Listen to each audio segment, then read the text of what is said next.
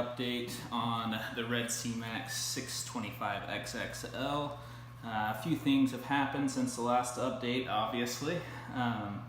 I've got the lights installed. These are the Radeon G4 Pros. I've got two of them. Absolutely love the light that they throw. I've messed with them a little bit. This is just on 100%, just full blast right now, just because I've been dinking around with it. But it's a little bright right now, but man, once we get those dialed in, I'm really excited for what this thing's gonna look like. Also got the MP40s installed. Really love the way they add flow to the tank. Very impressed with those. I've never had the new quiet drives before, and man, I absolutely love those. They are super, super quiet. Much quieter compared to the old MPs that I had on my old tank. Big fan, awesome product.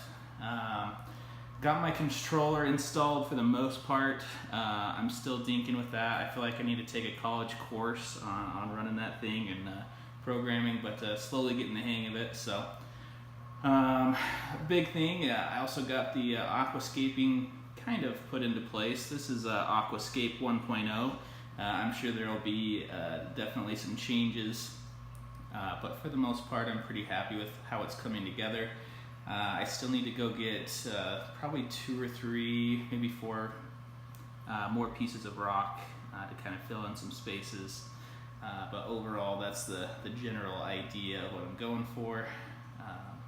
So let's dive in and take a little bit closer look. I'm going to show you some things down in the sump and talk a little bit more about some things that I like and some that I don't like. Alright, here's the sump. I want to go over a few things. It's a bit of a mess right now just because the tank's still brand new, still kind of tinkering with things a little bit, but I put the extra filter sock on here just to kind of catch the extra fine particulates. It's a 100 micron filter. Just sand's kicking up all sorts of stuff still. Same with the filter floss here.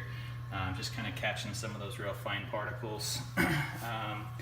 Next, we'll move over to the refugium area. Got a bunch of live rock rubble down in there.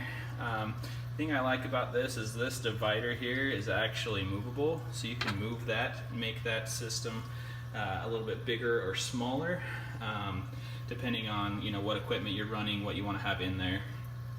I have it on the smaller setting, just so I have more space in the back for equipment and stuff like that, fit my sump. Or excuse me, not my sump, my skimmer. I've really liked this skimmer so far. It's pumping all sorts of nasty stuff out of here. Goes down into a little bubble trap and then down into the return chamber. Just got my probe just kind of dangling in there for now. I've got a probe holder on order, but it's not here yet.